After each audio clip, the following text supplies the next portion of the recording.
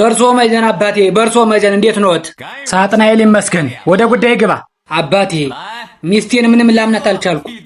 ከእሷ ጋር 2 ልጆች አሉ። ግን ደግሞ ጥርጣሬ ከምንም በላይ በጣም እየበዛ መጣ እና በዚህ የተነሳ ደግሞ ሰላሜን አጥቻለሁና ለዚህ መፍትሄ እንዲሰጡኝ ነበር አመጣጤ። እውነቱን ማወቅ ከፈለክ ሂድና ከደጃፍ ካለው አፈር ቆፍረህ አምጣልኝ። A few moments later አባቴ ያሉኝን ይዤ መጥቻለሁ። ይኸው። ሚስት ትማግጥብሃለች። 2ቱም ልጆች ያንተ አይደሉም፣ ከሌላ የተወለዱ ናቸው። ጥርጣሬ ልክ ነው። ሚስት ዝሙተኛ ናት። በአስቸኳይ ፍታት። እንዴ አንተ!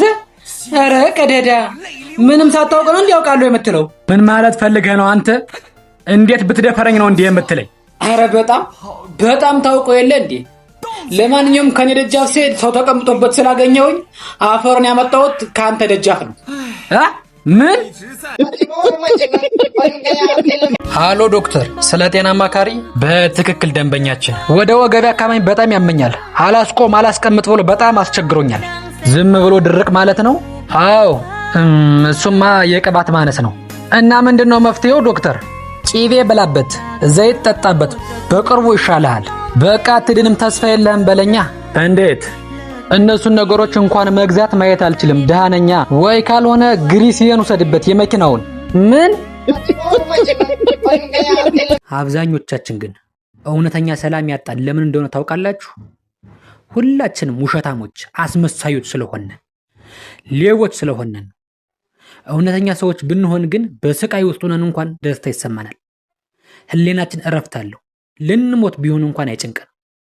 ምክንያቱም እከሌን ይቅርታ ሳልለው፣ እከሌን ይቅርታ ሳልላት፣ የከሌን ብር ሳልሰጠው፣ የከሌን ያጭበረበርኩትን ሳንነግረው አንልም። ምክንያቱም እውነተኛ ሰዎች ከሆነን ከሁሉም ጋር ጨዋታ፣ ከሁሉም ጋር ሳቅ፣ ከሁሉም ጋር ፍቅር ሆነን ይኖር። ፍቅርና ሳቅ የህይወታችን ደስታና ስንቅ ነው። ኢትዮጵያ ሰላም እንድትሆን የሚፈልገው ወታደር፣ ሹፌር፣ አርሶ አደር። ሌሎቻችሁ ሰላም የምትሉ ሰዎች ውሸት ነው። አርፋችሁ ተቀመጡ፣ አድቡ። ቢያንስ እንኳን ዝም በሉ። ሰላምን አትፈልጉ፣ ብር ነው የምትፈልጉ። እናውቃለን እኮ እናንተ ማለት ነው የሃይማኖት አባቶችን ጽንፈኛ ናቸው የምትሉ፣ እናቶችን የምትሳደቡ ሰዎች እኮ ናችሁ። እንዲያው እንደሚመስለኝ ከሆነ እግዚአብሔር ራሱ ፈጣሪ ወደ ምድር ድጋሚ ቢመለስ በ30 ዲናር የምንሸጠው ቀዳሚ ፍጥሮች እኛ ነን። እንኳን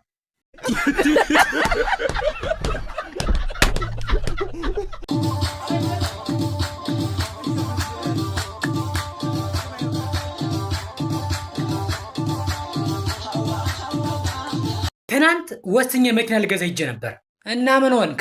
ባክህ ትንሽ ብር ጎደለኝ። ቆይ ስንት ብር ጎሎ ነው? ኧረ እሱስ ትንሽ ነው፣ 7 ሚሊዮን ነው። እንዴ የመኪናው ዋጋ ስንት ብር ሆኖ ነው? 7 ሚሊዮን። እንዴ የመኪና መግዣውም 7 ሚሊዮን፣ የጎደለም 7 ሚሊዮን ብር ነው? አዎ። ኧረ እባክህ ዝም ብዬ ላየው ሂጄ የታክሲ መመለሻ ብር ቸገረኝ አትልም? ቀልደኛ። አሎ፣ አትደውልልኝ አላልኩ? ቆይ ልታሳብዴ ነው እንዴ አንተ ሰውዬ? አይ በቃሽ፣ አልደውልም የኔ ፍቅር። ያው እየገባው ስለሆነ ቻው ልበልሽ ብዬ ነው። የት ነው የምትገባው? ከሀገር እየወጣ ነው እንዴ? እንደዛ ነገር። ወይ ልክ ናፍቃኝ ልደውል ስል ወዴት ሀገር እየሄድክ ነው የኔ ፍቅር? እየገባው ነው ያልከኝ አሜሪካ ነው ዱባይ ነው? አረ እኔ ወደ ሽንት ቤት ነው ልገባ ነው ያልኩት። ምን ገደል ግባሽ?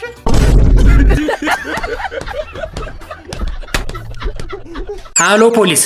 አረ ከኛ ሰፈር ሌቦች ቤት እየዘረፉ ነው፣ ቶሎ ድረሱ። እስኪ አንተ ደፍድፋት ትግደለኝ። ዘርፈው ሄደዋል፣ ገና እየዘረፉ ነው። አረ ገና ዕቃ ምናምን እያወጡ ነው። እንዳናስቆማቸው ደግሞ መሳሪያ ይዘዋል። በቃ አሁን ደክሞኛል፣ እስከዛው ትንሽ ለራፍ። ሲጨርሱ ደውል። ቤቱ ግን የማን እንደሆነ አውቃል? የማንም ይሁን በቃ ዘርፈው ሲጨርሱ ደውል አልኩህ እኮ። እሺ። A few moments later አሎ ፖሊስ! ኑ በቃ ዘርፈው ሄደዋል። ቆይ ግን የማንን ቤት ነው የዘረፉት? ያንተን ቤት ነው። ሙሉ ዕቃ ዘርፈዋል። መሳሪያም ሳያገኙ አይቀርም መሰለኝ እየሳቁ ነው ሄዱ። እንዴት እኔ መሆኑን አልነገርከኝም? ብዙ ንብረት ብዙ ብር ነበር እኮ ቤት ላይ እንዴ። የማንም ይሁን ሲጨርሱ ደውል አይደል እንዴ ያልከኝ? ቢሆንም መናገር ነበረብህ። ሞትህ ቢዘገይም የቀረ ይምሰልህ፣ ከኃላፊነት ብትሸሽ ተዘረፈ ቤትህ። ምን ማለት ነው? ቴክኖሎጂያ